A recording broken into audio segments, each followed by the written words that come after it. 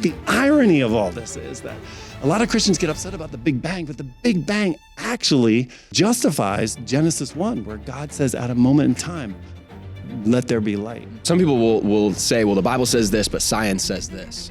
I think you have to call time out there because I don't think science necessarily says anything. Scientists do. I want to know if we came from monkeys, if that's possible. Like, could that actually be? The word science means to know. The word faith means to trust. And those things both answer significant pieces of the puzzle. Unless they're put together, you don't get the whole picture. For the next 6 episodes, we're going to dive into what we're calling the evidence, and we're just tackling faith's toughest questions. And so these are things that we have wrestled through. I'm sure you are wondering, and we really want to dive in. We really want to give you responses and evidence to help you understand some of these topics. And so before we get into that, I feel like a really important piece of this is knowing why are you here? Who are you? Why are you here? Why is this important to you? And first off, my name's Andrew, and I'm one of the pastors at LCBC Church, and I'm with John and Adam. And so could you guys give us, maybe John, I'll start over here. Could you give us a little bit of why this topic's important to you? Oh, sure. Why are you here? Yeah, my name's John, and I'm one of the pastors here. I work with young adults, and I also develop some content. I've always been weird. I've always wanted to ask the wrong question at the wrong time. A lot of people would, even in elementary school, I remember being 12 years old and really wondering, okay, so is evolution real? Does that mean God's not real? So I've always had these types of questions that float around my head. So went to Penn State and double majored in religious studies and philosophy, which Penn State is not a Christian school by any stretch. But it was great because I learned what was outside of my fence first. And I really appreciated that, postmodern feminism. We even studied all kinds of religions, philosophies, the whole gamut. And then went on, got my master's up in Boston at a place called Gordon Conwell. And that's where it's okay, now I can see where all that fits outside of what I believe. Now I know what I believe. Mm-hmm.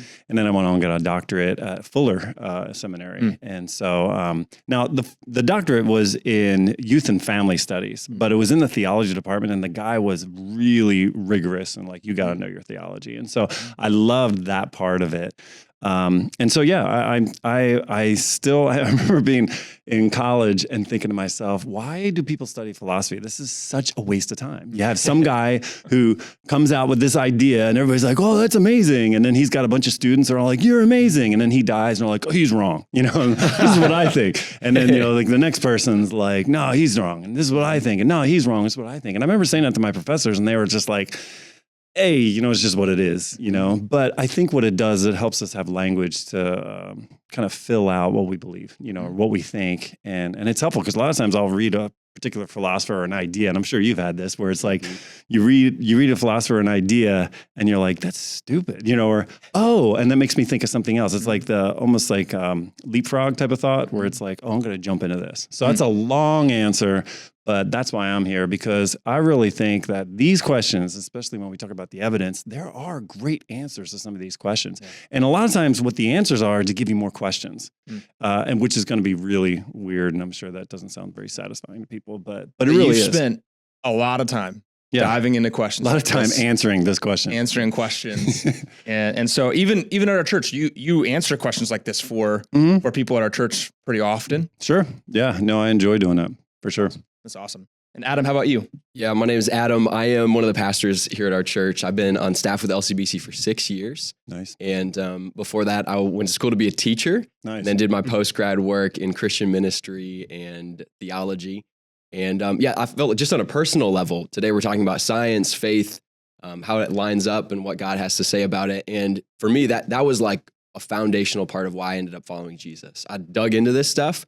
You know how toddlers have a why phase where they're asking why questions all the time? Living in that world right now. I never grew out of it. That. Yeah. I'm still asking why. If I'm going to really give my life to something, then I want to know why. Yeah. And I have a spot in my heart for other people who are like that too.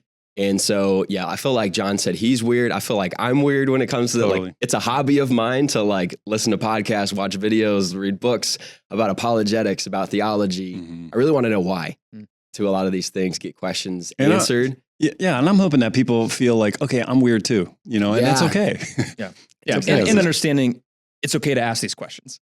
And I think sometimes we can feel like, is it bad that I'm asking these questions? Do know. I have is there a perfect answer out Oh there? my gosh, especially in our culture where it's like, no, you got to have the answers. I think that is baloney. Like you to have I'd rather have 3 good questions than 1 pat answer. Wow. Yeah. Yeah. So depending on when you're jumping in on this is the first episode. And so we're going to go through 6 pretty big questions. And this one we're starting with is no small one. Has science disproved the creation story? And so we're going to get into a lot of stuff, and I really want to get to like, digging into some of the science, Big Bang Theory, evolution, the animals and weird things about their genomes, whatever we can, that you're wondering about, how does this fit? Does it fit into the creation story? Is it disproving it? And so John, I'm going to start getting right into it. Yeah. And really asking you that question is has science disproved the creation story? No. All right. How do you know that? All right, next episode. We're done. Next question. No, it hasn't, because science and faith were made to work together. And I know it's a very unpopular opinion today, but I believe that they were meant to work together. It's just trying to figure out what the balance is between them working together. It's like the how and the wow. It's the what and the who, or what and the why. I think that science is all about structure, and faith is all about meaning, and really assigning. So it's almost like if you were to have somebody do a chemical analysis on a bunch of paint on a canvas, like, oh, we know what the paint is, so now we've disproved the painter. I mean, it's ridiculous. In the same way, you see a dotted half note, or you see all these different notes on a page, like, oh, we know what the notes are, so we know there's no music.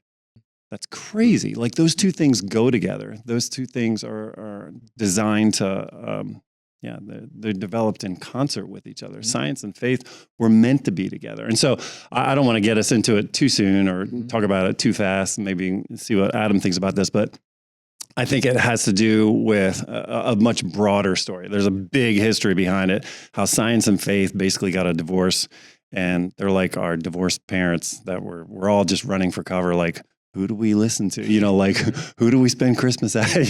Like that sort of thing. So I don't want to take us too far into that. I'm curious too, John, because I hear this come up a lot. In my own life, even, like, it feels like they can't work together, like they won't fit. Yeah. Why do you think that is? Like, what is it in our culture that's making us think that these 2 things can't So you work want to together? get into it? I would like to know. I feel like that's a good place to begin. I'm a storyteller, so tell me if I go too long. You're going to cut me off, I'm sure. And be like, man, and I don't know how far back to go, honestly, because I think basically there are 3 points in time over the last 500-600 years where science and faith broke up, and they used to be married.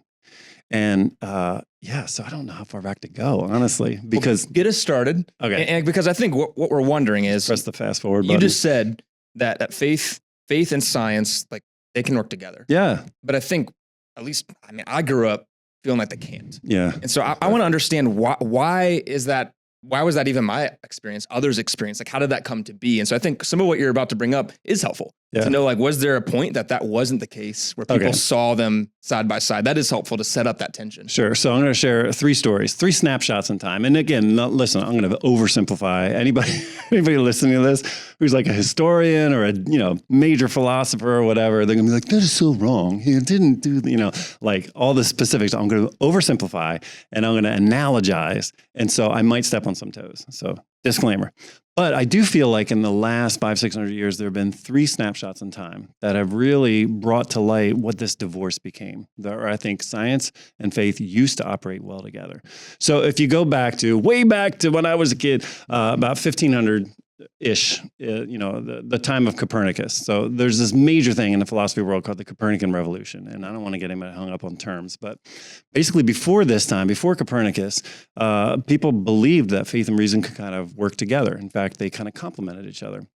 So you got this guy Copernicus, and Copernicus lived in a world where everybody thought the earth was the center of the universe. And now this is so important, that was not the church. Can I say it enough? It was not the church, okay? It was Ptolemy. It was this guy named Ptolemy, about 2nd century AD. He came up with a Gaia-centric, an Earth-centric view of the universe, that the Earth's in the middle and everything revolves around it. And so the church over time was kind of like, sure, sounds good to us. Like maybe there's a couple scriptures that support that. So Copernicus was a canon. It's like in the Catholic Church, there's like a position where you're not quite a priest, but you're not quite a layperson. He was a canon. So, and he loved math and he loved looking at the stars. And as he looked at the stars, he's seeing the planets go through and everything. And he would chart something. This is crazy. Okay. Back then, Christians loved horoscopes. Really? Isn't that wild? Interesting. Yeah. Yeah, so they would check their horoscopes because they looked at like Matthew, wasn't it where the Magi saw the star in the east, right? And so they're like, oh, it's biblical. Then tell me where the stars are, and I'll know. Are they whether looking at to tell their future? Are they totally trying to know? Well, like what's an advantageous day to do this or that, or is God trying to tell me something? When to plant the seed? Isn't that nuts? Yeah. So Copernicus, he was really good at observing like star positions and planet positions, and so he would just publish his stuff, and that's kind of how he made like a side hustle, which is kind of funny. So what he noticed was Mars goes through the sky, like all the planets go through the sky, and the belief at the time is they all go in perfect circles. And then Mars, if you ever look at it, like throughout the sky, it goes like this and it stops like May, June, July, August, it goes backward. And then it goes September, October. And every year it does this kind of like backward flow. And he's like, why does that? So long story short is he figured out that, wait a second, everything isn't revolving around us. We are revolving around the sun. So he comes up with this idea, and he doesn't want to get people too upset about it. But the Catholic Church at this time, actually, they were like, this is very interesting. They like, especially the Jesuits, they're like, dude, this is fascinating. Let's talk about it. They weren't like, shut it down, kill him. So he published his stuff. He died, and then I know it's horrible. He passed away. He passed away eventually. But then Galileo came by, and he kind of read some of Copernicus's work, and then he was developing the telescope, and he started looking at different planets, and he noticed, and he was kind of proving what was going on with Copernicus, and so he starts publishing some of his work. There was a guy at the time named Cardinal Bellarmine who was like, hey, we need to talk about this, because if what you're saying is true, then we're wrong, the church, because the church had hitched its wagon to Ptolemy and saying like, well, maybe the earth is the center of the universe. And the whole idea at this time, and I hope this isn't too long, but the whole idea at this time was that man is the center of the universe because man is special. Right. And God gave something special to humanity being the center of the universe, and everything theologically lined up with this idea of us being the center of the universe. But it didn't have to. They didn't have to listen to Ptolemy. They didn't have to respect what was going on. They could have just been like, hey, we're open to whatever. And so at this point, so everything you've described up to this point, these are people not using the Bible necessarily, but just trying to study how the world works. Yeah. Where we are in the universe. Yeah. And they were all Christian. So these are all Christian people that are studying this. They love Jesus. At this point, they're not looking through the Bible to try to come up with this evidence. They're just outside of that trying to figure it out. Right, totally. And then are they trying to go back to see if it then fits in Scripture? And is that where even conflict? Galileo was just like, man, this all orders together. This is great. And I'm not quoting him specifically, but I mean, like you can see where he's like, God's wonders are displayed in what I'm observing here. And it's just amazing, so like those two things fit together. So this is where it kind of gets funny, because Galileo, he publishes a work, and Bellarmine comes over to him and he's just like, hey, can you kind of hold off publishing for right now? Because we're trying to figure out what you're talking about and what's going to be our reaction if this is true. So for right now, can you just publish as a theory? And he goes, sure, whatever. And it really was like that. It wasn't like strong-handed or anything like that. They were friendly. And the Jesuits, again, were very, very interested in what Galileo had to say. Even the Pope Urban VIII, that was the guy at the time, he was kind of like, wow. Well, and you have a quote from him saying like, man, if you're right, then we're wrong. We're going to have to rethink this. It was totally fine. Okay. So then Galileo, this is so great. This is like behind the scenes. This is like, what's that show that does all the stars like extra, or, I don't know that show. No. Is it bad that I know this show? It's like right on before Wheel of Fortune, or it's at the same time. I don't know Wheel of Fortune and Jeopardy, Anyhow, so it's all the gossip about the stars. So I'm giving you gossip about these ancient philosophers and scientists. So anyhow, Moving on. Did you just date yourself? Is that what just happened? Pretty much. Yeah. Yeah. That actually no Wheel of Fortune's on.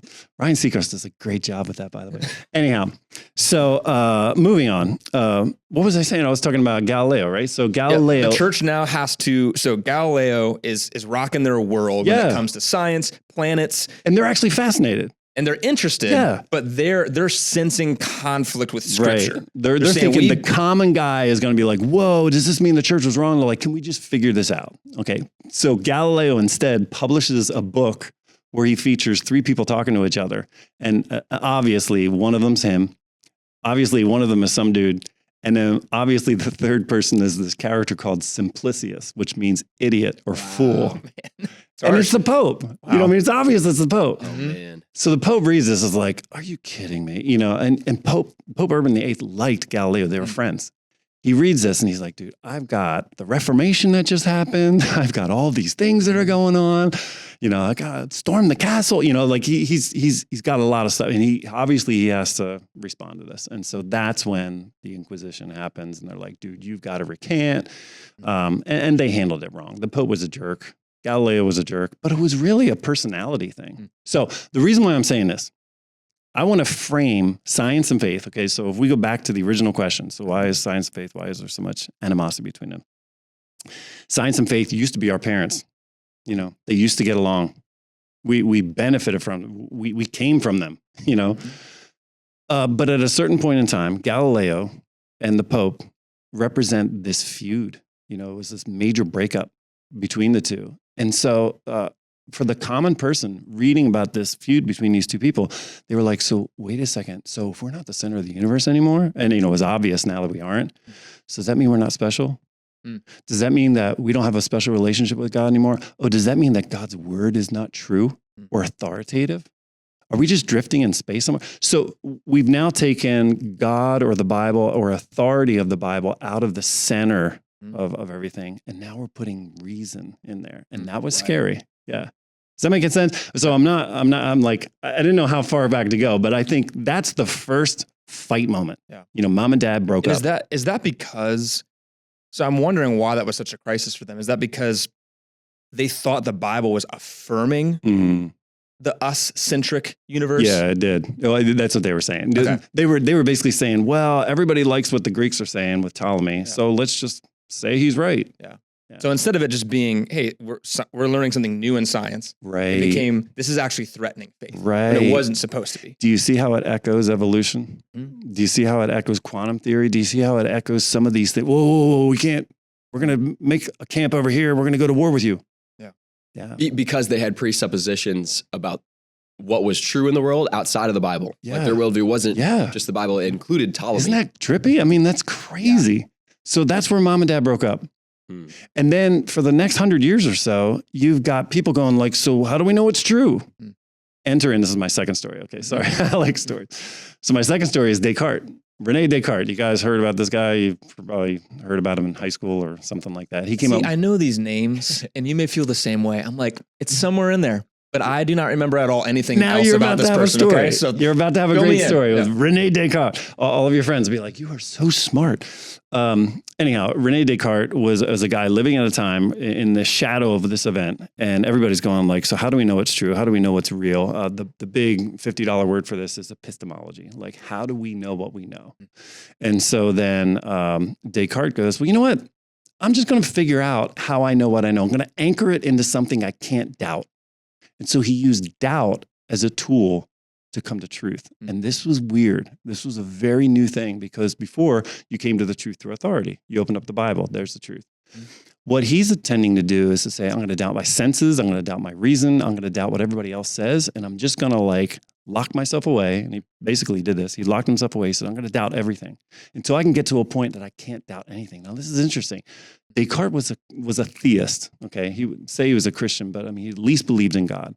And he wanted to doubt everything so he could lay a cornerstone, like a foundation stone on which he can build everything else and eventually build a house that proved God.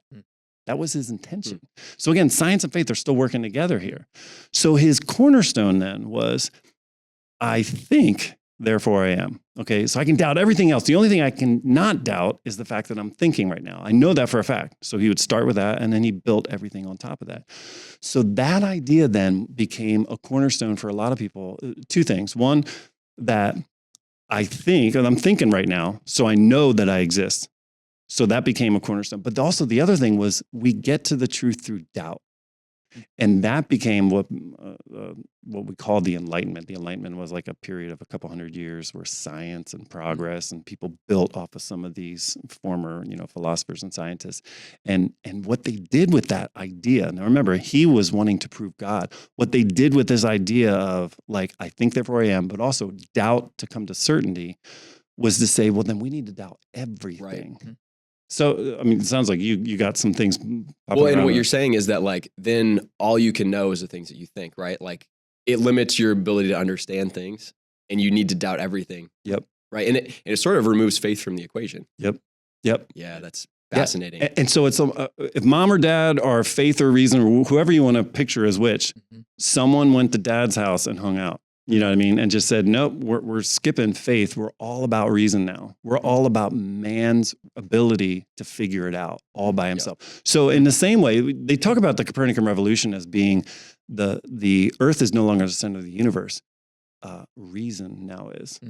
We've taken the Bible out of being the center of authority and man's reason now is. And so what we've done is what they call scientism. Scientism is the belief that science has the answer for everything. And there is nothing outside of what we can see, sense, taste, touch, feel, all of it. And that's the only way we can come to truth. And so not only have mom and dad split up, but now they're firing custody battles back and forth. Well, that's interesting to me because scientism sounds like a faith of its own, sort of like you have faith in the outcomes of these scientific experiments, what scientists have said. Yep. That's still faith. It's just faith separated from the Bible, faith separated from tradition. Well, I mean, think about it. Like all of it is assuming something. Now, this gets me like energized because like when a person says to me like, hey, I don't believe in God. I only believe in what I can rationally, figure out in my head and be like, well, you know what? You're coming to the table with a set of assumptions. You're already coming to the table with a set of assumptions of, well, the universe acts in a certain way. There are laws. There's, physical properties. Like, why do you have that? You're starting with just as much faith as the person who's a Christian. Yep.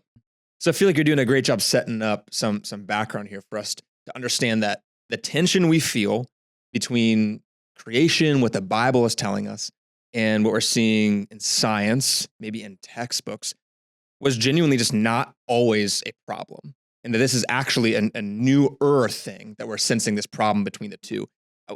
And you mentioned mom and dad, right? So maybe dad's reason and mom's the Bible or creation. So sexist, man. So sexist. It's the first thing that came to my mind. And maybe it's just parent issues for me. Yeah.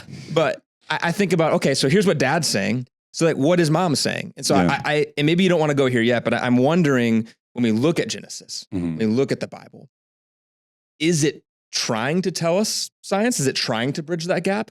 Or is it doing something entirely different? And I want to get there, and I do, and I promise it's not going to continue. I just got to get to my third story. But to answer your question, what was mom doing during this time? What do moms do? Moms protect. Moms lock down, be like, whoa, wait a second, back off, and so that's kind of what the church did. It kind of insulated itself because now we first started off where the breakup was the Copernican revolution, Galileo, and then the custody battle back and forth was the Enlightenment, where it's like reason is the center of everything. Now we get into divorce court, okay? And essentially what had happened as a result of the Enlightenment into like the early 1900s, you got evolution. You've got geology now that's saying that the earth is millions of years old, and Christians are going like, okay, y'all can say that, but we're not going to buy any of it. And so very protective mode, like mama bear, like this is who we are, and you guys are out there, and I'm just going to emphasize reaching people for the lost, which is kind of cool in one way, but it's like it isolated itself. And so it all came down to 1925. John Scopes is teaching evolution in Tennessee. They brought a lawsuit against him and went all the way to the Supreme Court. It was sort of a setup, of you've got the Christian right and the more scientific left, and they battled in this. And so you got Clarence Darrow, who's representing the evolution teacher, John Scopes. And then you had William Jennings Bryan. He was a former presidential candidate. He was a preacher. He's like, thus saith the Lord, and he really was like that in the courtroom. And so they were going back and forth. And probably the pinnacle moment of all this, of the divorce court between science and faith, was where, they're asking William Jennings Bryan, look at this rock. It's like 6 million years old. Don't you believe this? And he goes, I may not know the ages of rocks, but I know the rock of ages. Everyone in the courtroom's like, Drop them like bars. Totally. Yeah. Everybody's like, this is great. The problem is that they won the case. The Christians won the case. The teacher he was fined $100. They actually overturned that, in later appeals and stuff like that. But anyhow, the point was, in the newspapers, even though they won the case, they were portrayed as anti-scientific, anti-intellectual, backwoods, weird. And really, as a result of this, from 1925 to about 1930, Christians retreated. They went into Bible colleges. A lot of Bible colleges started up around 1930. They went into like summer revival meetings, radio ministry. Radio was a big thing that really, they thought the future is radio. So they went in, they retreated from culture at large. The more liberal kind of embracing of evolution or, whatever, science and the rest of it went into higher education and really became the model for a progressive, well thought out person. So that was the divorce court. That's what divorce came final. Science and faith just hated each other. So that's where we live. Yeah. Those 3 points along the way, that's where we're at. And it doesn't have to be that way. Yeah. For hundreds and hundreds of years before that, science and faith worked well together. And I think that divorce court, mom and dad, that analogy is working really well for me. Mm-hmm. It's helping me picture, in a divorce, when kids are experiencing that back and forth with mom and dad, there is this sense of like, don't listen to anything he says, right? Mm-hmm. Don't listen to anything she says. Yep. And then there's that tension where was everything dad said actually wrong? Mm-hmm. Or is there we just don't like each other now? Yeah. So now we're avoiding each other. Is that like an accurate way to look at this? Everything you've kind of set up for us. Is that the right way to look at it? 100%. And you know what? You're going to ask questions. Adam's going to answer them. I'm going to answer them. And it's going to make people uncomfortable. Mm-hmm. Because they line up on one of the two sides of this. They're going to be like, whoa, wait a second. You're asking this question. How dare you ask this question? Wow. And it's going to make people feel like this feels really, really uncomfortable, what we're about to get into. So people are living in almost like a divided family and not even realizing it. Oh, totally. With their faith, with science. So this is good. This is so good. So that now leads you see why it took so long to get there. Yeah. Okay. Yes, so we got through an important backdrop to where we are now. And it's not just that we live in a divided family, because no one would actually put their finger on it. They would see it as almost a cosmic or theological battle. That like, I represent truth and I have everything with me that's true. Look at my Bible. Yeah. And the way when you are questioning what I know in my Bible, then you are questioning a truth and you are in some ways demonic or satanic. When we know that there are Christians out there that believe in evolution, we know that there are Christians out there who can support the idea of the earth being millions and millions of years old and still love Jesus just as much, if not more, than many of the people that protect it. So I'm now interested in that. Yeah. Because knowing that there's people out there that can actually marry the two of those, I want to know how they got there.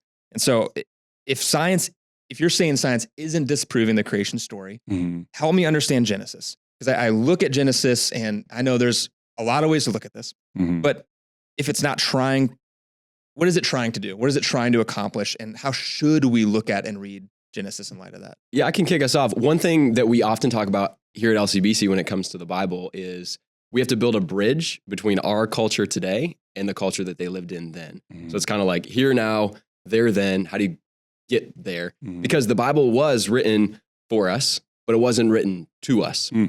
And that's important for us to remember, New Testament, Old Testament, all of it, because when we read it, we can't just read it with 21st century Pennsylvania eyes. Yep. We have to think, this was written a long time ago, and it was written to a very specific group of people at that time. And that's especially important, I think, in Genesis. Yeah. And we can dig into the interpretations of those passages and stuff like that. But I feel like that's where I need to begin. Right. Because what I believe when it comes to Genesis is it's not necessarily answering scientific questions. No. It's not about the material. And I think when you kind of like, we talked about William Jennings Bryan, he's thinking material. Yeah. Like it's telling us this is how old the rocks are. Right. I don't believe that's what Genesis 1 and 2 are trying to do. Well, I mean, think about it. Science wasn't invented. Right. if this is going back to Moses, Genesis 1, so if we go back to and we accept a more conservative dating of 1500 for being the date of publishing Genesis, 1500 BC, 1500 AD is really the start of like Copernicus, Galileo, the scientific method, all that stuff. It's 3,000 years different. They were asking the question, they weren't asking this question, is there a God? They were asking the question, which God is it? That was the question they were asking. And so Genesis 1 and 2 are all about answering that question of saying there is one God. He is overall. He doesn't use any pre-existing material. I mean, if you go through some of the ancient Near Eastern ideas of what creation was all about, you got in Egypt, at the primordial waters, there was this water just expanded everywhere. And then all of a sudden this pyramid comes out of it called the Ben. And now this pyramid comes Ra. Ra comes out of a lotus flower. And he sneezes and Shu and Tefnut come out. And they're the gods who have sex with each other and have the rest of the gods. I mean, that was their idea of how creation happened. Sounds like a weird story. Well, now I got a little uncomfortable halfway through the story. I'm not going to lie. That's true. It's strange. That's a pretty productive sneeze. But we got to be careful that we don't like say, well, that's weird. But when ours is weird, right? But I would say ours is transcendent. It doesn't involve pre-existing material. It doesn't involve other gods being jealous or having sex with each other or anything like that. In the beginning, right? Or in the beginnings, the word there, Bereshith, means like in the beginning time. You know, it's like an area of time. God hovered over the surface of the water.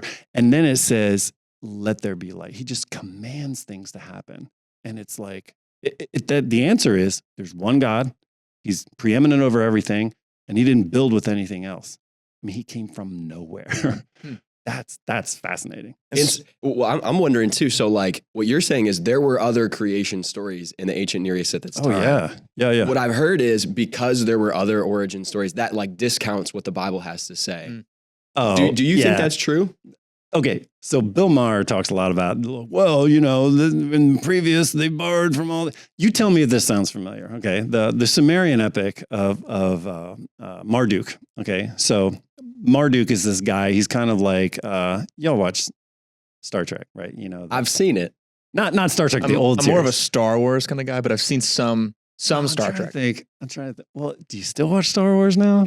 They've ruined Star Wars. They've gone downhill a little bit. They have gone downhill a lot. Yeah. The Mandalorian, excellent show. Chris Pine does the new. Oh yes. Yeah, he does the new Star Trek. He's awesome. And then think Chris Pine when you're thinking Marduk. Okay, so you got these old gods that are all sitting around in the Sumerian, you know, pantheon of gods, and there's some older gods that are just cranky and they hate the younger gods.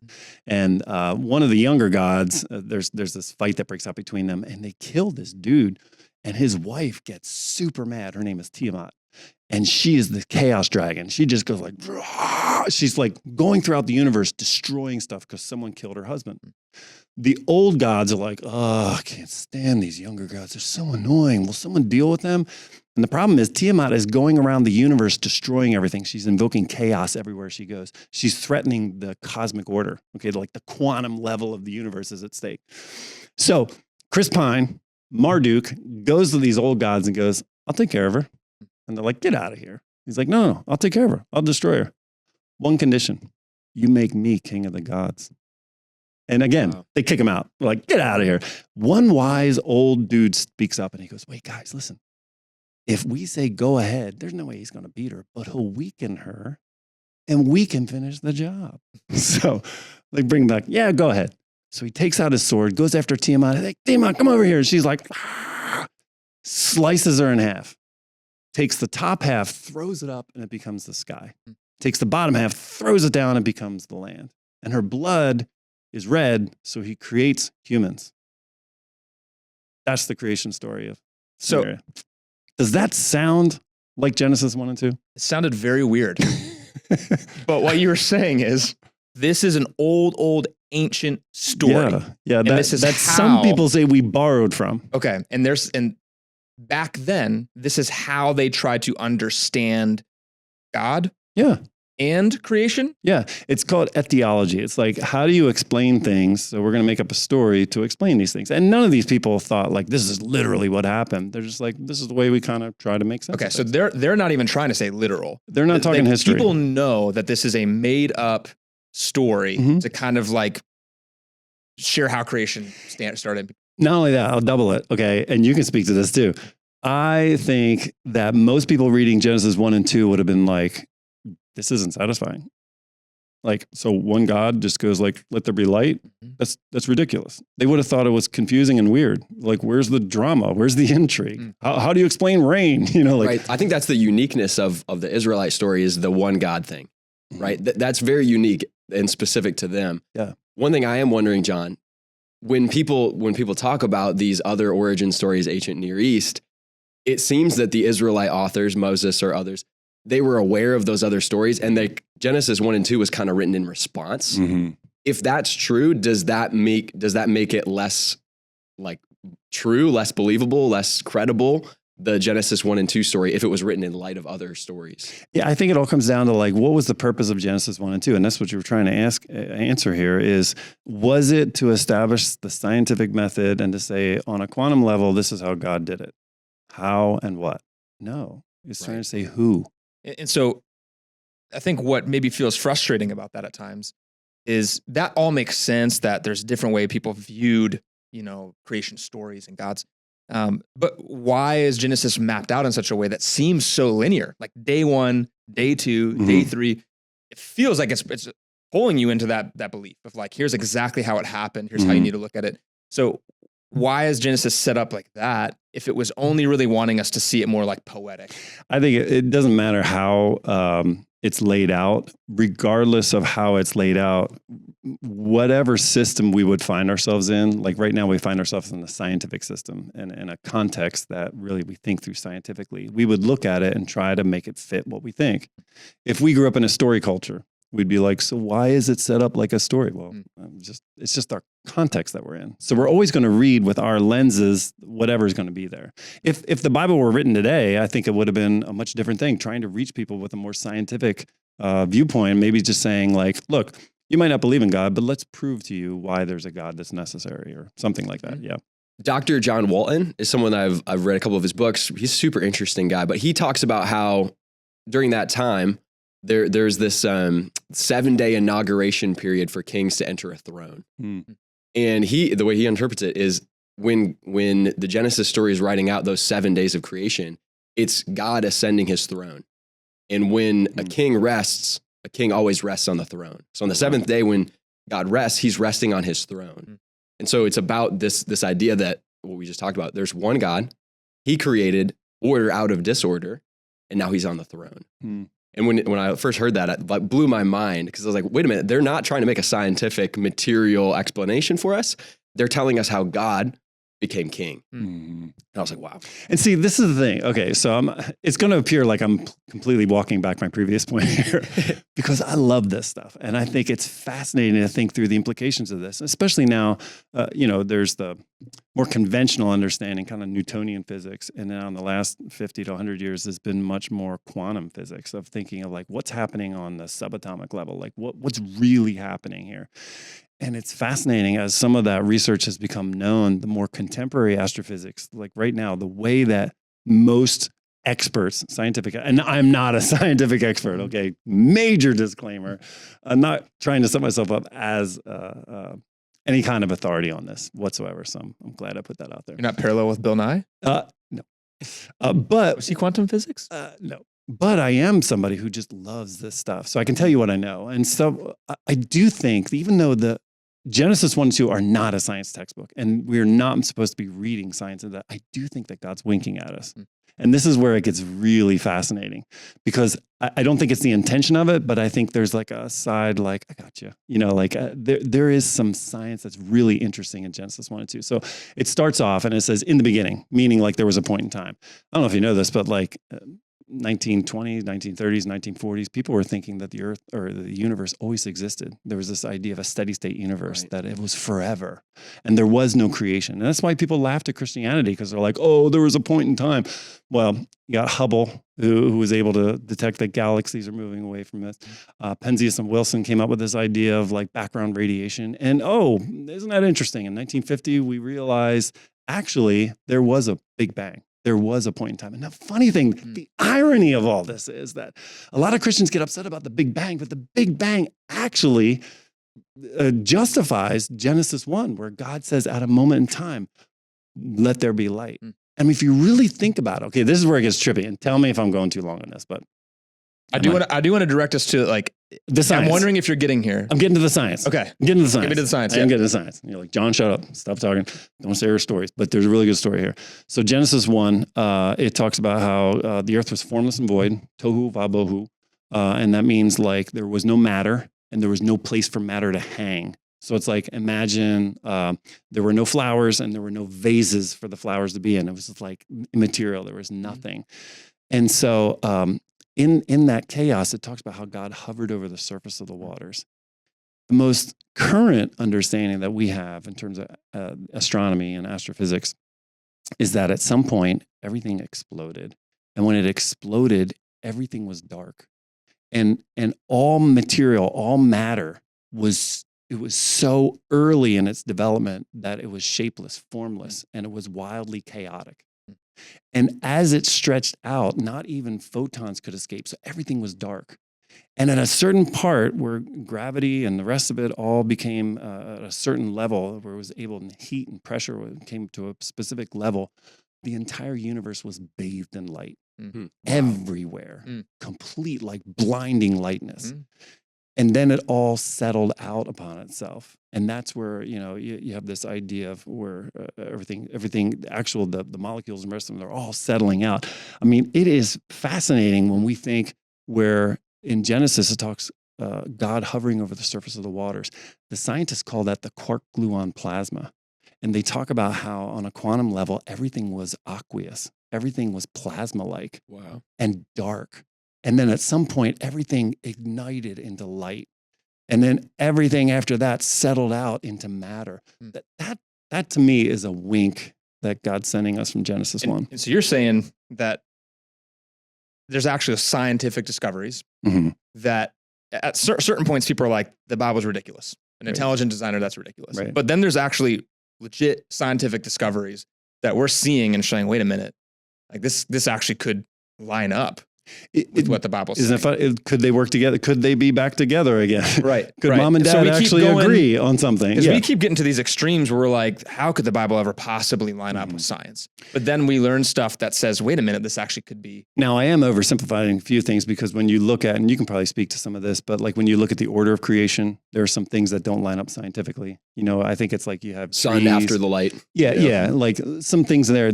But at the same time, the science doesn't line up with reason, so we had these elements that bumped into each other and exploded. You got a couple problems here.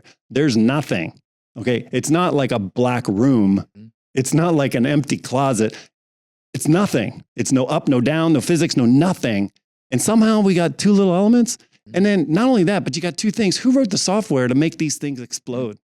Like, why are there rules like that? So science has got some real issues on its own. But when you put science and faith together, now you start getting some, this makes sense. And so to bring this back to kind of, there's different views on Genesis and the creation story. And based off what I heard you guys saying are you telling me that literal days can't be true? Or is it one of the options that could actually be plausible? Like could 6-7 literal days be true? Or is that unlikely? Like, what are the ways as Christians that we can look at Genesis and come to terms with this? Like, is that? I would love to offer an analogy that's helped me a lot as I've come to try to understand this, because I think it's probably more the second thing that you're saying. I think there's an opening for a broad spectrum of beliefs when it comes to the origin story of the universe in Genesis 1 and 2. Here's the analogy. There's a difference between a house and a home. Both of them are creative processes. Both of them involve creation. If I asked, like, hey, tell me the story of how this became your home, and John began to say, well, in 1972, the foundation was laid and they put the scaffolding up and the beams were put in place.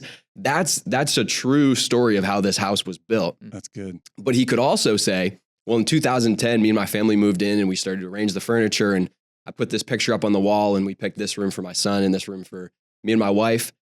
Both of those are creation origin stories. One is a home, one is a house. And so when we look at Genesis 1 and 2, it's not really the house story. It's not like the putting down the foundation with the cement and the scaffolding going up. It's more about the home. It's about what God did to order the universe for humans. I love that. It's the story of how the the house became a home. And I think if that's true, then there's space for, God, we believe in an all-powerful God that's sovereign over the universe and could have created everything in 6 days with age. He could have created trees that were fully mature and rocks that were fully mature in a fossil layer. He could have done that. He also could have used a longer process to do it as well. The Bible is a home story, not a house story. That to me was so helpful. That's super helpful. And I want to answer your question specifically, but I want to tag off of that because I think this, again, comes down to where science and faith can work together. Science is structure, faith is meaning. And so we see this in all kinds of ways where these two people are still together. They're still married for like hundreds and thousands of years. You have something like law and justice. So we come up with laws, but the reason we come up with laws is because we want justice. And so justice is the faith side of it. Law is the structure side of it. They work together. That's why we have law and justice. Or you have math and music. Anybody would tell you that when you look at music, you've got intervals, you've got chords, you've got fifths and sevenths, and that's all math, right? But no one would tell you the reason why I'm listening to this song is because of, this particular note of that particular frequency. No, it's because it's music.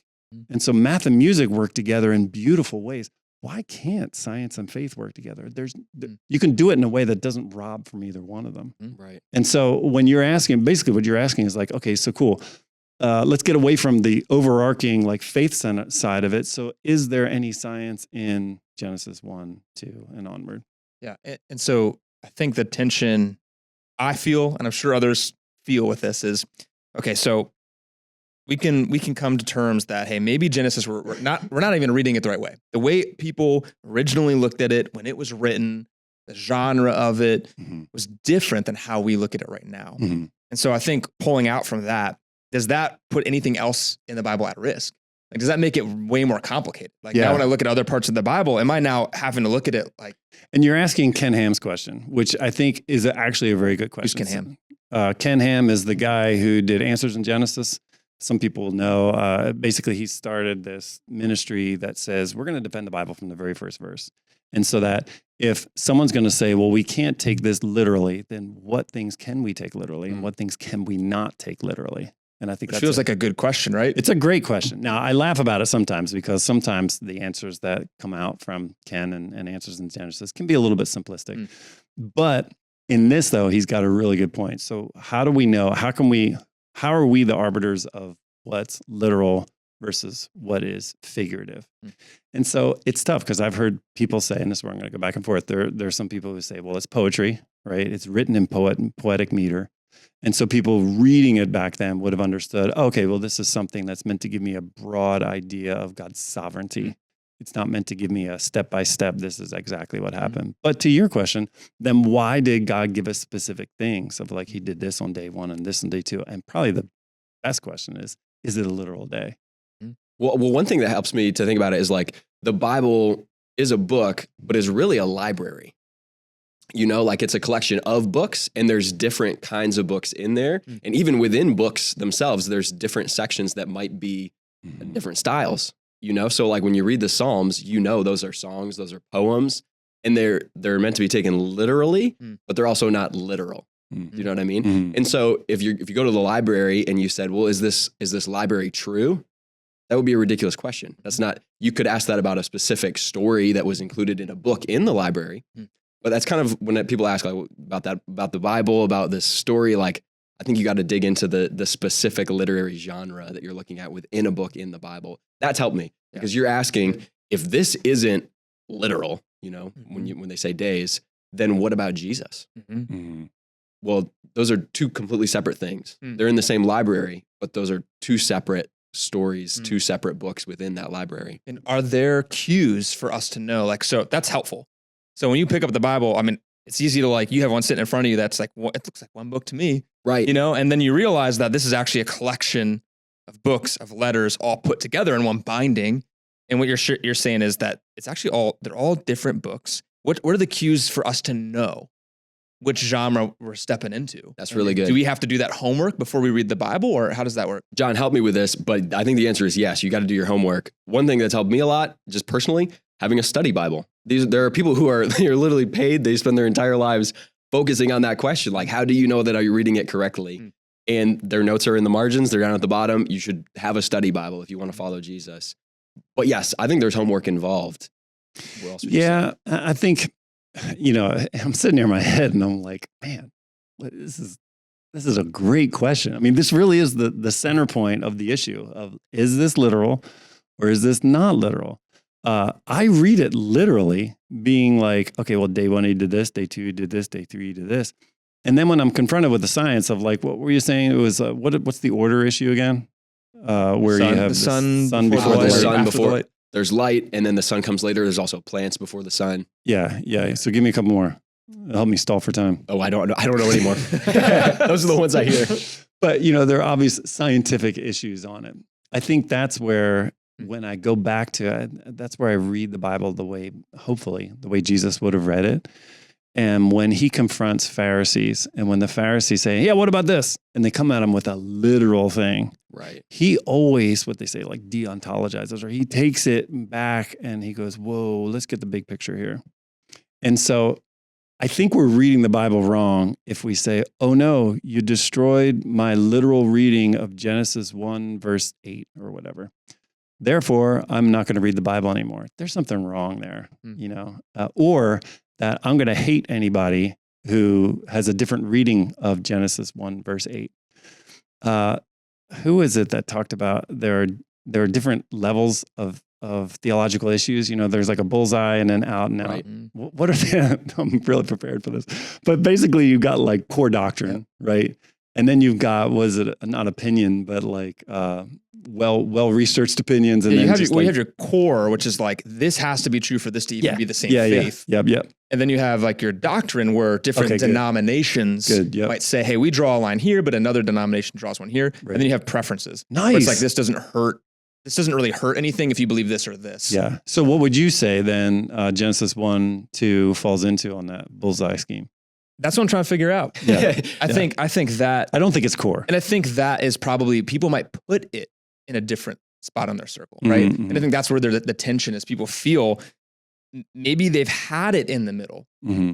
but maybe it should have been pushed out to one of the other circles. And that might be what someone's wrestling with right now, is like, this is core to me. Mm-hmm. Like if this isn't literal, it's how I was raised. Or if science can't be true, then the Bible can't be true. And what I'm sensing both of you kind of pushing on is, hey, maybe we're misunderstanding how to read this, and we're putting something into core we shouldn't be, and that maybe I can be a faithful, Jesus-loving Christian and have differing views on the age of the earth and what Genesis is actually trying to teach us. Is that accurate to what you guys are saying? Yeah, and I think, again, what constitutes your core, it scares me if you think that, well, if I don't have my rendition of Genesis 1, verse 8, I don't even know what 1-8 says, but someone's got to look it up. But what does it say? It's let me read it for you. Genesis 1:8. God called the expanse sky, and there was evening, and there was morning the second day. Yeah. Okay, good. So Genesis, if that is not a literal day, the Hebrew word yom, if that is not a literal day, then I'm just going to give up on the whole Bible. I think that there's a flaw. That's a flawed way to look at the Bible. But I also think like if it's if that says that, well, that didn't really happen, that's another flawed way to look at the Bible. Or that I'm going to go to war with you over the Bible.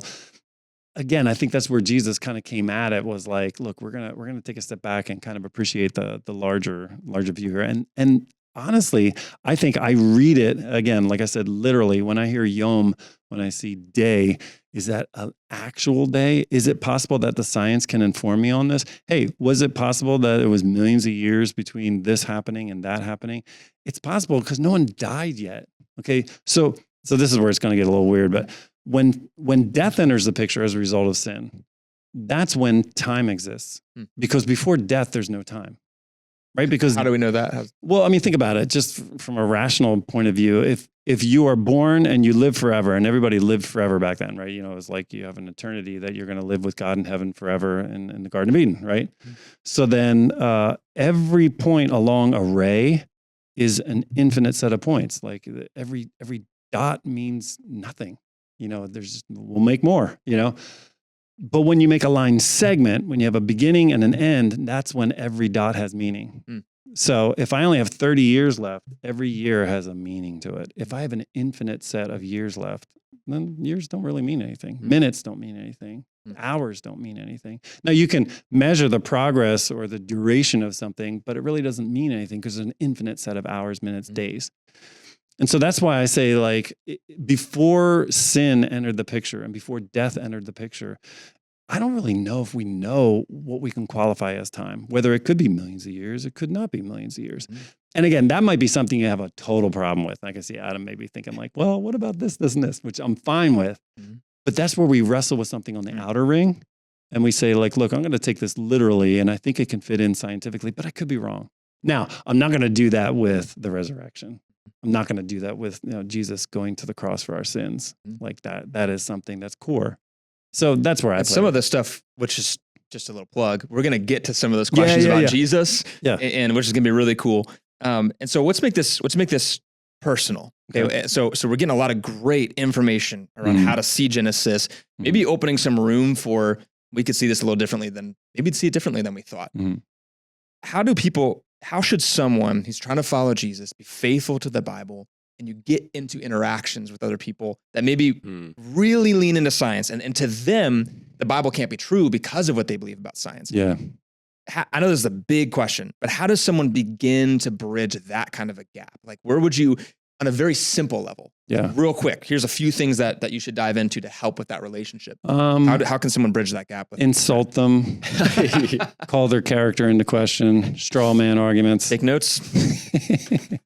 One thing I think that helps is similar to the house-home analogy, but it's another analogy. Well, if someone asks the question, why is this water boiling? There could be multiple answers to that question. And I think one answer could be, well, the molecules are moving really fast and the water's 212 degrees. Another answer could be, I'm making an omelet. So the water's got to be boiling for that. And I think the Bible is maybe more that second one. God's making an omelet. Like, this is the story of how he created something for humanity that would eventually lead to Jesus. And this is an omelet story. It's not a like scientific water boiling at 212 degrees story. So if someone is pressing me about like, I believe in science, I can't believe in this story, what I would encourage them with is like, this is not a scientific handbook. This is an omelet story. And it's a story of God ascending his throne in 7 days and creating order from disorder. And there's a lot of space to believe different things within that. And then I would take them back to Jesus, because that's a different story. That's an eyewitness account story. This is not an eyewitness account story. No one that I know was there when this happened. Even the authors of that story weren't there when it happened. So it's very different than the Jesus story. That's cool. That's good. I like so I got a ball story to your omelet story, and then you can decide which you like better. All right. I'll be the judge. It's basically the same thing, but so imagine one of those like single layer kind of ranch homes. It's got the family room right in the front. It's got that big picture window. And so you come home from work. It's 5 o'clock, whatever. You come in and you see glass all over the floor, and you see a ball. What would you assume? Someone threw that ball through the glass. Someone threw the ball through the window. Probably the kids. Yeah. So let's say you have a friend who's like a CSI expert, and he comes in, he sweeps it, he does all this stuff. He sees like, okay, the gnat died at 3 o'clock because it hit the ball, whatever he's figuring out there. But he's got the trajectory, the speed, the velocity, the mass, all that stuff. And he gives you this report at 3:55 p.m. A ball came in at 23 miles per hour from the northeast at a trajectory of, and he gives you all that stuff. Did you get your answer? You're getting more pieces to the puzzle. Yeah. You got a lot of pieces of the puzzle. About 2 hours later, a guy knocks at the door, and he shows up with his dog, and he goes, hey, I'm really sorry. We were playing fetch, and like some kid grabbed the ball and threw it. My dog got hurt trying to catch the ball. I had to take it to the vet. Couldn't come till now. I'll pay you for your window. So this is where I feel like when we talk about science and faith, the word science means to know. The word faith means to trust, right? And so science is all about what, how, details. And faith is all about who, why, what's behind it. And those things both answer significant pieces of the puzzle. But unless they're put together, you don't get the whole picture. Yeah, that's really good. And so it's funny, like you think in most languages, you said you took Spanish, right? What language did you take in high school? I took Spanish. Oh, okay. Yeah. So, But conocer. do I remember Spanish is the second question you should ask. Conocer means... Right. The difference between Conocer means I know him. and saber. Yeah. Saber means I know it. Right. And German, weiß, ich weiß. And then ich kenne. Like I know that person, ich weiß, I know it. Je sais, as I know it. Je connais, I know that person. So a lot of these languages have a difference between knowing it versus him or her or them.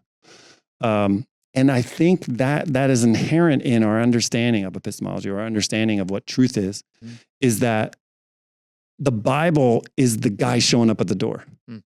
The Bible says, hey, dude, do all your research. Awesome, do it, But I'm actually going to show up at the door and show you why that ball's in the middle of your family room. Does that make sense? Makes sense. I would say I like Adam's analogy more. Let's go, John. Come on. Round 2. I didn't come up with this, John Lennox, but I'll take it. He's great. I love him. Well, so the analogies help because it's also pulling together this idea. I've heard this term, no final conflict, where if we... Sounds like an arcade game. It's probably what it was from. I've seen that movie. Finish him. I played more arcade games than I did paying attention in science class, which is why I have so many questions. But, nice. So what we believe about faith, sounds like as we learn more about science, that actually doesn't have to mean this is now wrong. It could just mean, oh, here's more information. Right. So maybe this actually helps me either interpret Genesis the right way, or they weren't really trying to butt heads in the first place. So here's what I'm wondering. Is there some stuff that, okay, we got new information. Oh, that can fit. That could make sense. Then I feel like we get some information that's like, okay, that's hard. I don't know that can fit. Because if this is true, maybe this actually messes things up. Right. And we get some real compelling evidence from scientists about other things. So I'm even wondering, let's talk like evolution. Did we come from monkeys? Did we come from monkeys? I want to know if we came from monkeys, if that's possible. Like, could that actually be what the Bible is saying? Well, first of all, okay, so this is why I shared those stories. Okay, this is why we took 45 minutes talking about all that. But anytime you feel pressure, you've got to kind of pull back and remind yourself that we live in a context. And that was the same pressure that normal average folks in the 1500s, 1600s felt like, oh no, you mean we orbit the sun? Does that mean that we're not special? Does that mean Genesis is wrong? And maybe I should just give it all up, which we know now, 500 years later, we're like, no, that's ridiculous. Like, why would you give up your faith because we orbit the sun? And I think that's the kind of thing 500 years from now, somebody would be like, why would you give up your faith because you discovered this principle called evolution, which is now morphed into something different, or, whatever. So I feel like we've got to remember we live in a context. We live in a time that is always slanted in certain directions that make us feel like, so again, I would say, check your soul. Do you feel pressure? Anytime you feel pressure, it's like, who's putting that pressure on me? Am I putting that pressure on me? It's okay, well, does the knowledge of what we know right now putting the pressure on me? And to always realize that we're always learning new things. And so it won't always be like this. So that's my setup. So are you saying no monkeys? I want to hear what you have to say. Well, I think to answer that question, you got to figure out, like, what does the Bible say? It says that God created mankind and he created them special. It uses the phrase like in the image of God. Yeah. And that means the humans like us, they're listed in that story, Adam and Eve, they're special and different from everything else he made. Right. And so if there's evolution involved, when humans came into the picture, something very special happened. So you could take that a couple different ways. It could be evolution, could not be, but there is something specific about human beings. And I think that's where I'd love to hear your perspective. I'll say it outright. Like, no, we didn't come from monkeys. You're crazy. Like, we didn't come from monkeys. But I do want to say you're crazy. We didn't come from monkeys with a nuance. And it's not backtracking on it at all. When I think of evolution and the essence of evolution, I go to Richard Dawkins, because I don't want to go from some Christian, like, well, this is evolution, this is why it's wrong. I want to go straight to the source. And so Richard Dawkins, I would assume, would probably be, he's in love with evolution. Every time he talks about it, he is a angry, bitter man. And he's like that guy who comes out and like, get off my lawn. He's that kind of person. But when you talk about evolution, he just lights up. Do you ever see that? Yeah, Oh, he's like all about it. he does. All I know is if I'm ever on his bad side, I can be like, but evolution. And he'll be like, oh, evolution. It's so beautiful. Nice thin mutton on a sandwich, evolution sandwich. I love it. You know, like that is, he's deep all commitment to that about interpretation right it. there. He's all about it, you know? And this is how he describes it. It's, he actually, in one of his video series, he walks out to this, I don't know, it's like a cliff that goes up like 1,000 feet. Okay. And he's standing there. I might get some of the details on this wrong, but I just remember this from this video. I watched it a couple of times. I've read all of his books, not all of them, some of them. So he's standing by this cliff and he goes, I want to describe for you evolution. And so he said, I want to give you a backdrop as to why creation is a myth. According to Genesis, and he's standing there and they do the wide angle and you see like the top of this cliff. According to Genesis, in one day, God created humans. And so that would be like me jumping to the top of this cliff. He's like, that's preposterous. But evolution gives us something beautiful. And he walks around to the back of it. And there's this switchback trail that goes up like this. And he starts walking up it. And as he's walking up it, he talks about how evolution over the years, slowly through all these changes, all of these, help me with the language on it. The Mutations. Yeah, thank you. Yeah. I just couldn't think of the word. So through these different mutations, somehow through natural selection, you're able to be more and more progressed in terms of your complexity, and eventually you get there. And I'm serious, like he is totally in love. He's like, it's just beautiful, and he's like gushing. You know, if I was his wife, I'd be jealous. So as he's talking about this, I don't know if, are you catching it? Like how it's ridiculous to think that anything rolls uphill. Yep.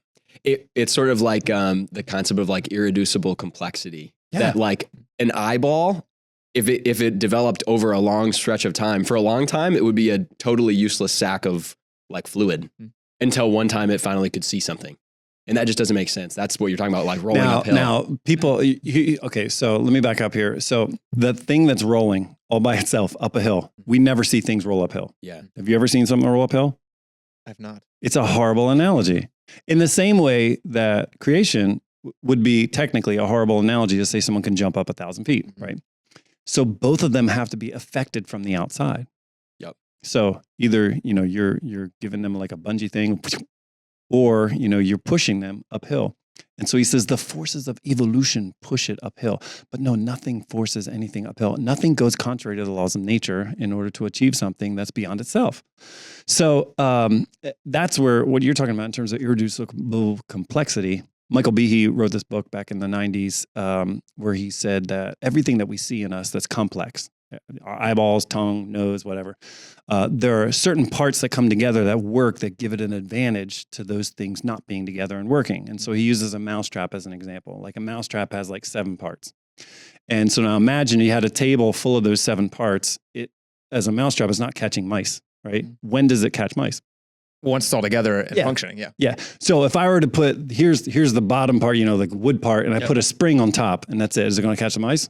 No. It's got to have next to like the little loop, and it's got all those things have got to be, but they have to work together. You have to put them, assemble them in such a way that only when the last piece is in place, then it has an advantage over everything else.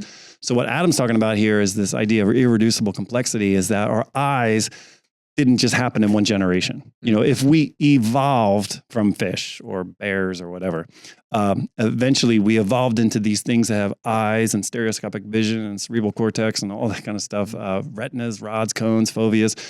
All those things are not helpful in themselves. They have to be fully assembled in order to do it. And so that's why I have a problem with evolution. However, and this is why I wanted to have a caveat to this, is that in recent science, it's saying that maybe there are transitional forms along the way that having like a water sack or whatever would have helped you to find food or whatever, and would have helped you along the way. But we still have a problem with this. Nothing rolls uphill. Nothing rolls uphill. And so I don't have a problem with someone who's a Christian who says, I love Jesus. I believe in the literal 6 days of creation. I think we're only 6,000 years old. That's fine. I don't accept evolution.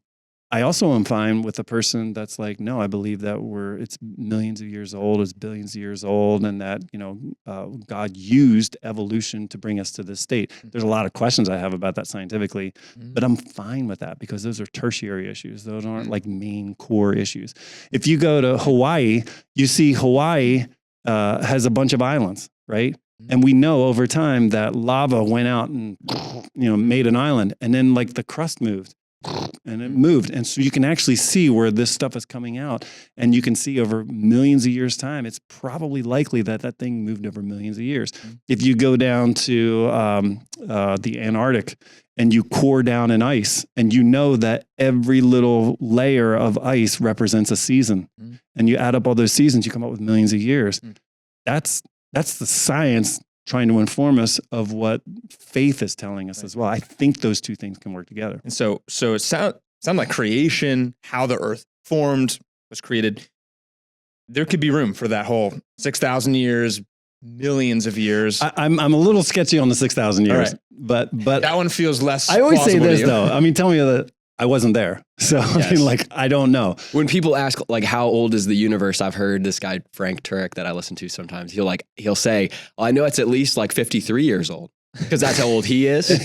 And he's like, really everything is, you're just going based off your best evidence. Yeah. So based off what you just said, are you saying that you don't really side with young Earth? I mean, if you press me, I would say it's probably not 6,000 years old. Yeah. Mostly because we still have writing from people like 10,000 years ago. You have artifacts from human settlements like 20,000 years ago. So I mean, it's like, So you've got to, I think, you've got to give science a fair hearing because, listen, if you believe that Christ is preeminent, if you believe that God is the God of the universe, then science can't ever touch that. Nothing can touch that. And so listen to the science. And don't believe everything you hear. Test it, push on it. But it's okay to take whatever science is saying and relegate it under the leadership, the preeminence of who God is. And however that works out for you, that's fine on these tertiary issues. Can I offer, this is just something that I've been thinking about a lot, and I don't know theologically how this hits you guys, but as I've like grown in my faith, I've learned that it seems that God likes to grow things over time. That's an answer for me of like, why didn't Jesus come in Genesis chapter 4? Like man sinned, Jesus showed up and fixed it all. Yeah. It would have been easier. Right. And it seems that the only reason is short story. God wanted to use humanity and grow them into something. Yeah. Same question about like, why didn't Jesus come back after 50 years? He ascended, and why is it 2,000 plus years later and we're still waiting? Oh, that's fascinating. Because God grows things. That's really good. And so that applied for me to the Genesis story almost makes me think it shows God's character if he grew the creation of the world over time. I don't know I don't have a ton of evidence for that, but when I hear that it could have been millions of years that God took to create, it actually is like, that makes sense to me. He grows things. God likes to, he's not in a rush, he's not in a hurry like we might be. Yeah. We live in a microwave culture where we're like, done, do it quick. That proves how powerful you are. Yeah. God's actually saying, I can do it slow. And see, that's why I read Genesis literally. And that's why I read it saying, okay, so Genesis 1, where it talks about the first day, I believe that God did that. But I also, I'm open to, in the final analysis, if Jesus comes back 10,000 years from now or whatever, and we're able to grow in our understanding of science and astrophysics and quantums and all of that to such an extent that we can have a more nuanced approach to how these actually do weave together, I think they do. But again, it's more for me, it's sport. It's kind of fun. It's almost like putting together a puzzle. For me, it's not battleground. And I think that could be helpful for some people. And it sounds like we think about the Bible, at least for me, kind of more raised in a Christian home, and this whole idea of the Bible can't be wrong. Like if this is disproved, and it sounds like what we're saying is it's not about the Bible being wrong, because we believe the Bible is the source of truth, like it is right in what it's trying to say. And that maybe if science or something we learn might actually reveal our interpretation of it's just wrong. Right. and that doesn't threaten the whole thing. Well, I mean, look at archaeologically, they've doubted the Bible in all these different ways over the centuries, and they're all wrong. They've never proved the Bible wrong. So no, I don't think the Bible's wrong. And it seems like there's back and forth here, where there's, hey, we're not talking about the Bible itself being wrong, but how we interpret it. Hey, that could have been wrong here because of what science taught us. But on the flip side, there could also be, hey, science can be wrong. Mm-hmm. Is that something that science is, I'm just saying as a big umbrella term here, like science could have been wrong. We talked about, Adam, what you said about man being created like special in God's image and his likeness. That does seem to push really hard on the idea that we came from a fish. Yeah. Because that just seems to not be able to live side by side. So it's begging that question of, oh, wow. So in this case, hey, science could just be wrong here. And that back and forth. Something else I'll say too that I've heard, some people will say, well, the Bible says this, but science says this. I think you have to call time out there because I don't think science necessarily says anything. Scientists do. People who are interpreting the data that they've received from the scientific work they've done, and they've decided this is what I believe now based on the evidence that I have. Yeah. But science is not saying necessarily anything. Yeah. That's helped me to understand, like, okay, wait a minute. And again, I think the mother-father image really helps. It's like, I heard mom say this, I heard dad say this. If you get them in the same room, you can probably get a more complete story.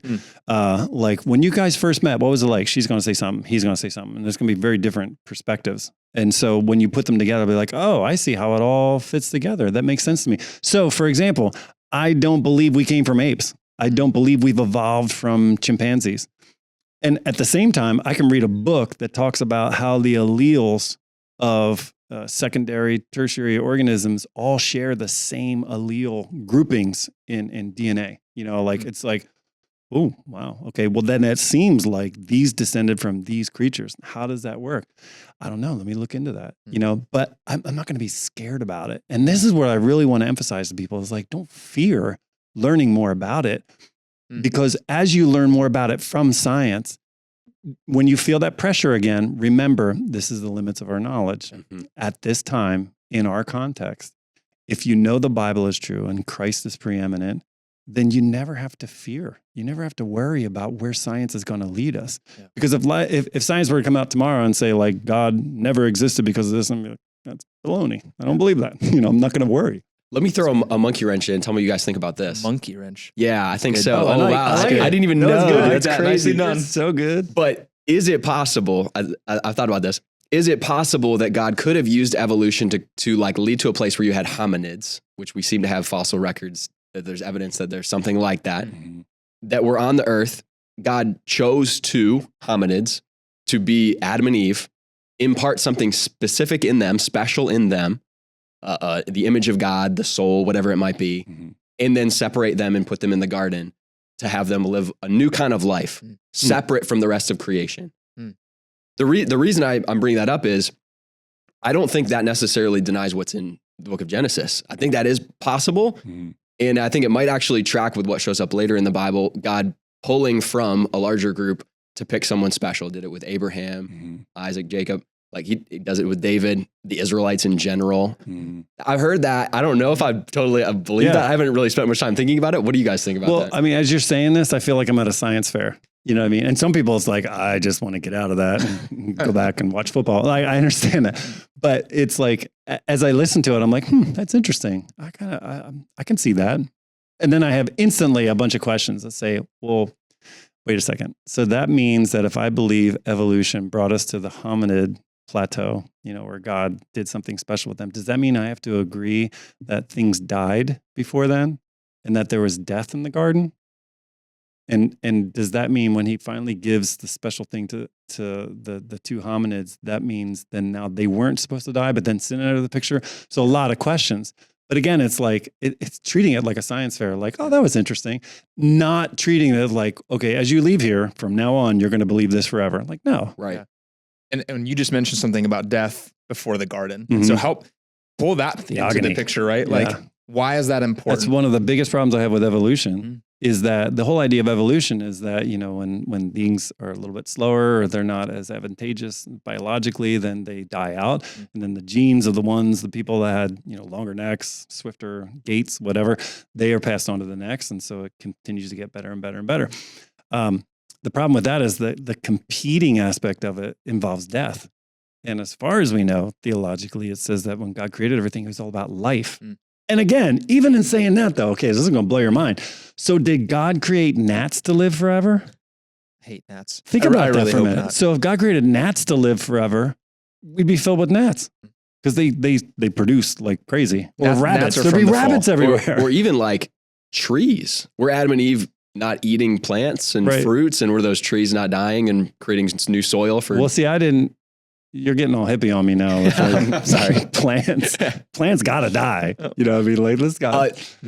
Push back to what you're saying, John. Yeah. Is it possible that there was a physical death happening prior to the fall of mankind, and then a spiritual death was introduced post fall? Yeah. See, now this again is all what we can look at in terms of Genesis and not be afraid. But I think we live in such a charged environment and in such a context where it's like, these are fighting words. Yeah. Because if you don't believe what I believe, then you're one of them. Right? So are what you saying to Adam is, I don't know. Like Adam said, I mean, that was a good question. And I'm genuinely like, I'm saying to his, I'm saying I would choose to believe the Bible, that he was just like a dude, like without a lot of hair. I don't even know if hominids have hair. I don't know either. Yeah. I've never seen some like not paleontologist, some early anthropologist. Is that anthropology? What would it be? Yeah, it's anthropology probably. Yeah. Evolutionary anthropology. Someone listening to this would be like, this is someone knows what they're talking about. Like rolling their eyes. Completely killing this. So what other... So to answer your question, no, so I would choose to, understand the biblical portion of it, but appreciate what he's saying and say, this is the thing. I want to show up at heaven and just be like, Lord, I'll take a shack in the corner. I don't need anything big. I'm just happy to be here.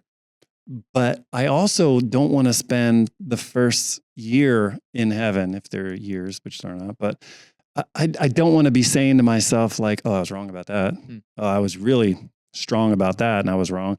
I want to be very open-handed with anything other than the resurrection and anything other than the atonement and anything other than Christ preeminent. Like I want to be very open to what's going on. And I want to be like, that's crazy. I didn't even think of it that way, which I think that's going to happen a lot. Yeah, I think so too. Yeah. I feel like that can be really freeing to figure out, hey, what things can I actually hold with an open hand a little bit more and what things what needs to be core, but then what can I push out to the other circles? And one thing before we move on from that, one thing that I think we do probably need to believe when it comes to Genesis 1, 2, 3 is that there were humans, there was a first Adam, and that they sinned. Because in the New Testament, when they talk about Jesus, they talk about him as the second Adam. Paul talks about that, which means there had to be a first Adam, right, of some kind. And so who was that first Adam? How did that first Adam come to be? That's stuff you can hold like this, which is so cool. Yeah. There's like a variety of belief, but there was an OG Adam who sinned and made the same mistakes that we all make. And this is one of my big points is that faith and science can work together. There's nothing that takes away from science to add the faith dimension to the fact that there was an original woman. There was an original man that had offspring. So if you want to call them hominids, if you want to, whatever, those two can work together and not impede on each other and actually like help each other. Be like, okay, because there had to be a certain part or a certain point in time where these two things got together and had more. And there's eventually us. I like how you brought that up. Is there anything else in Genesis that, or at least in that creation account, that you would say, this is real important? Like this kind of has to be, like, you kind of made a pretty big statement, like, we're kind of picking apart some of this stuff, right? We're trying to create room for science, but it sounds like, Adam, what you said is this probably can't be picked apart. Like this core truth about it. Are there any more of those that we really need to be aware of as we look into Genesis? Yeah, I would say, the fact that I don't even know if it's important that there was nothing, but that God is over all of it, and that he brought order out of disorder. I think that's a huge part of it. And then what you were saying, Adam, is that it leads to where we eventually sin and the need for redemption, atonement. Yeah, I would agree with that. So are there any other questions that you mentioned, John, that you've been asked questions around this stuff a lot? Are there other questions about science and faith kind of butting heads that we haven't hit on yet? Like questions, I think about the flood. You got stuff like that where science looks at the Grand Canyon, right? And it's like, does this kind of prove, does this mean it has to be old? Or like could young Earth could make sense with the Grand Canyon? Like, are any of those other topics helpful for us to. Yeah, I think they're fun exploring. Like, why wouldn't you? Why wouldn't you explore? I remember there was this theory a long time ago, and I don't know if it's been debunked and you might be familiar with this, but that when the earth was first formed, it was like, baseball, and there was a lot of water that was trapped under the crust of the earth. Do you remember this? I've heard this, yeah. Yeah, and it formed like a bubble. It's almost like wobbled, and that's why we have 23-degree tilt. And that bubble came to the surface and went up into the atmosphere and went over Pangea and dumped water on everything. And that's where the flood came from, which explains our wobble. It explains our tilt. It explains the Mid-Atlantic ridge. There's this giant gash in the Earth's crust. I don't know. Have you heard? I'm sure that science has been like, no, we can't believe that. I've definitely heard that. The other thing I've heard is because it's determined or called a worldwide flood, people are like, well, that's impossible. The whole globe couldn't have flooded. What I know from the Bible is hyperbole is the type of language that's used at times with things like this. For example, in Joshua, it talks about like the Israelites wiped out every man, woman, and child. They destroyed the whole city. And then like the next chapter, there's women from that city and they're intermarrying with them. It's like, well, that's hyperbole. Like they didn't actually we'd use that type of terminology in sports, like we destroyed that team. Yeah. We didn't actually kill and wipe out another team, but we beat them pretty badly. He went yard. Yeah, exactly. He shot that thing a mile. Like, well, was it 5,280 feet? So it's possible when they say, wait. The Eagles destroyed the Chiefs. There it is. Destroyed, like wiped them off the surface of the map. Yes, didn't really do that. So it's possible that the worldwide flood means the world that they knew at that time. Like within reason, these are the communities around us. All of that area flooded, and Noah built the ark in that area. That's I think a reasonable interpretation of the story of Noah. Yeah, and that I think creates space for people who might find it unbelievable to think of a flood that covered the entire globe. But I do believe God is sovereign, and He could have created a flood that covered the entire globe. Yeah, and so this isn't going to be helpful for some people because like they don't want ranges. They don't want spectrums. Like, well, there's a spectrum of the ways you can look at it. They want specifics. And so the specifics over the spectrum is where battle lines are drawn. Right. That's where we come, I don't like you, you don't like me. This is what I believe, this is what you believe. And I think what we're advocating for is the spectrum approach to things, is to be able to say like, yeah, Adam, you're right. But the word there in Hebrew is haaretz, which means, it can also mean the land. But it can also mean the earth, like they didn't have an idea of the globe, However, when you look at like the Inca, the Inti, when you look in the Yoruba, when you go over to even Southeast Asia, when you go Gilgamesh, the epics, yeah. Don't give me any story on that. It's one of my favorite stories of all time. But what's fascinating in the Gilgamesh story, and what I'm saying is that every culture has a flood story. Yeah. Every culture has where somebody saved humanity through the flood. And so in Gilgamesh, you have Utnapishtim. Utnapishtim is this guy who built an ark. The gods told him to build an ark, and they put everybody on the ark, and he saved, and that's how he became immortal. And so you got Gilgamesh going up to Utnapishtim and saying, like, how can I be immortal? And, I don't know, I think what's important in saying that is that the dynamic range of, on the one hand, you can't deny that something happened. A flood happened at some point, and we see evidence of it. There's science for it, and it's fascinating.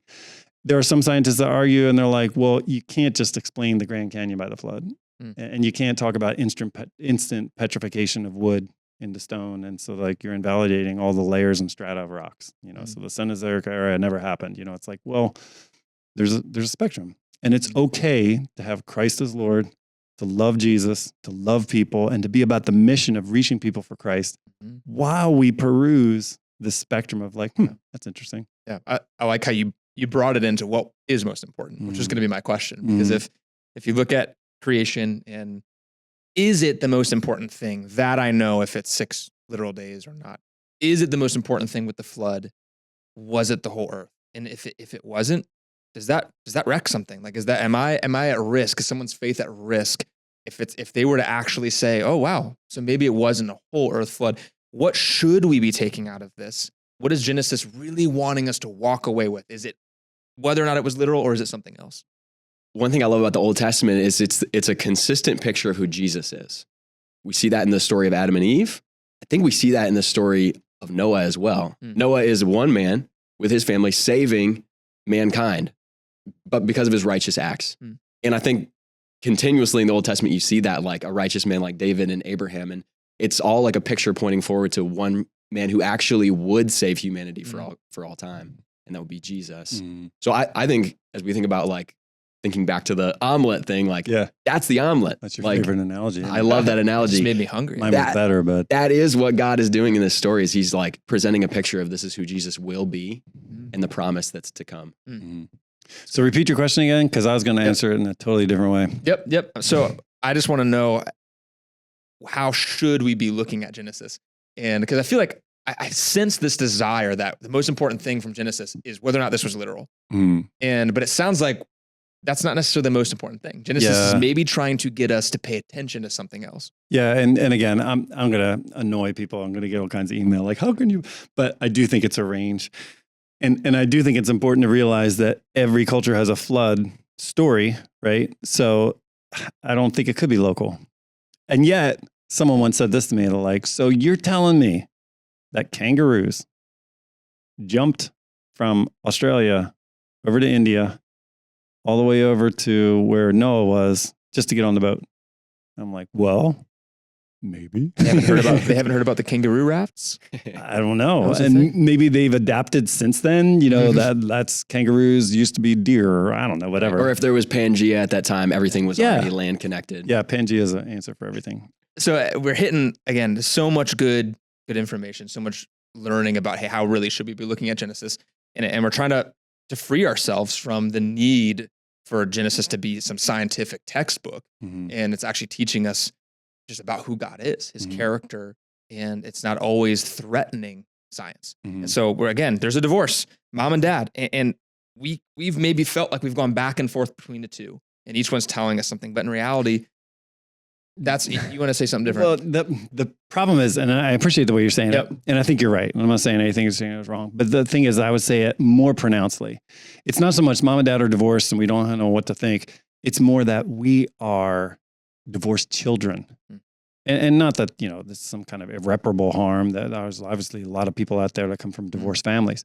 But it's different when you come from a divorced family. I'm not saying that you will never be able to overcome it, but there's a significant event that happened and it changes who you are. And so moving on from the actual analogy is to say, in our culture right now, between science and faith, we've got to realize that our perspective is forever tainted by the split. And so as we are trying to figure out, well, what does the Bible say? Could you imagine, if over the last 500 years, if our scientists could have married it with, in a good way, with faith, I think we'd have a much different appreciation for how we started. And I think we wouldn't have this war going on. But because we got this war going on, we've got two very different data sets that are incomplete because they don't talk to each other. Yeah, right. But if they had actually talked to each other over 500 years, I mean, I'm talking about like 5 years, I'm talking 500 years where people, I'm not saying that every scientist needed to be a Christian or anything like that, or every Christian needed to be perfectly scientific or whatever. But imagine if there was agreement there that people could work together. All the thinkers that have come since then, all the Einsteins that were Christian that have abandoned science because they thought it was dangerous. All of the scientists that have abandoned the faith because they thought it was ridiculous. Man, all those people we've lost that we could be living in the legacy of that right now. And so that's all I'm saying is that, you're going to have a lot of questions and you're going to have a range of things that you appreciate, and that's okay for the context that we're in. Does that make sense? Yep, it does. And we're titling this as Science Disproved the Creation Story. Yeah, so that's what I mean. We're saying that is just the premise is off. Is we're saying that they're not. It's hard because it's supposed to be evidence. Look, so you're going to walk away from this podcast. I've got answers, so now I can go to battle. No, it's more of a introspective. This is who we are as a result of the conflagration that has happened between mom and dad. Yeah, and probably it should give us confidence to engage. If you're a person of faith, you can engage in a scientific conversation and it will have actually no negative effects on your faith, and vice versa, science into faith, because these two things can go together. You started off by sharing scientists from history who were Christians, like Descartes, and Copernicus, and Galileo, and that tradition has continued on. Yep. And it can continue even today. And so, it's like, can we get them talking again? I don't think there's anything that science suffers from by saying the split second before the Big Bang, we feel like God set up a directive for all these things to flow out. Science doesn't suffer if we say that. In the same way, if you flip it around to say that science tells us how he did it, there's nothing that faith suffers in that. Right. And so it's like, can we, man, it'd be awesome over the next several decades if we could get science and faith kind of working together again, get mom and dad back together again, just talking again. I think we could have a whole different 100 years from now, 200 years from now, we could have a whole different set of assumptions about it. And I totally think in the same way we would look back on Copernicus or Galileo, we'd be like, oh, well, you got some weird thoughts on this. That's the way they're looking at our conversation and be like, man, you guys are so stilted. Why were you at war with each other? Yeah, that's helpful. And it seems like in its purest form, the Bible and science are both God's creation. It's God uses both in its purest form. And then where that divorce, where things come is us kind of like messing with it and bringing in our interpretations, our own baggage, our own presuppositions. But it sounds like in the purest form, like these actually complement each other. Yeah. And they do different things. Yeah. And again, it's like looking at the painting. And if someone were to walk up to him and be like, oh, let's look at the chemical composition of this color. And that Christian would be like, no, you can't do that. Why? Like, why wouldn't you be able to do that? And then conversely, if you're to be like, let's step back and appreciate this. No, there's nothing to appreciate. It doesn't exist. Like, what are you talking about? It's right there. So it's good. So good. So maybe just, if you can, summarize a real quick bite-sized thing for people who are walking away from this saying, okay, so has science disproved the creation story? And just give me a real quick response to that. Summarize what you've been saying. I would say no, and it can't. Because they're doing two different things. Science is concerned with the world that we live in, how it works and what it is. And what the Bible is concerned with is actually who and why. Yeah. So those are totally different things and they work together. So no, it hasn't disproved it. That's so good. Now I would say no because of omelets. Yeah, we love balls in the middle of the floor. Omelets, Bill Nye, all those people. Yeah, you can't diagnose again the theory of music and not appreciate music. Like, so how would it disprove the fact that a song, a melody is being played by analyzing all the component notes to it, or just the idea of like I'm way out of my depth on this one, but it's like one of those things where you click on YouTube videos where you're just like, I want to figure out what is this theory of harmony, like when things go like, and you see like, I don't even know what I'm talking about, but things vibrate and they have certain channels and frequencies. And when those frequencies overlap and the sine waves are in sevenths and fifths and thirds, like that stuff just blows me. I can, like a rainy Saturday afternoon, I can be like, wow, and just look at that and appreciate that. And in appreciating that and understanding that, I'm not going to walk away and be like, man, he just disproved music. Right. That's so ridiculous. And again, you do it law and justice. You can do it with any. I wish politicians did it with economics. That's one where they don't really jibe well together. But the whole idea here of being able to examine scientifically how God did it is somehow going to disprove the fact that there's a God. That seems ridiculous to me. So I know one part of our church here is that there's a lot of good information here, and there's a lot of evidence for why we believe what we believe. But that evidence is never meant to be like a bat you smack over someone's head, and it's all about people. It's fun. All about sometimes it's fun. Sometimes it is fun, depending on who it is. You got that knucklehead sister. You just what are you talking about? Come on, get it right. Yeah. But the reality is, it's about relationships and conversations. And I mean, what we just did here is an example of that. Is we just sat here and talking about it. It opens up so many different ways of looking at it. And so, whoever it is that you're talking to about this, I would say, have grace with this. Have patience and have openness. And openness doesn't mean that you're sacrificing the core of what you believe, of who Jesus is, about whether the Bible can be true or trusted, any of that. But you can open your hands and say, hey, maybe science and faith and the Bible are not quite as at odds as we thought it was. And that we can actually enjoy the process of learning about it and getting into it and not being threatened, but just sitting in that without having it threaten our faith. Which actually brings us right to our next episode that's coming up, is things that we're saying is coming from the Bible.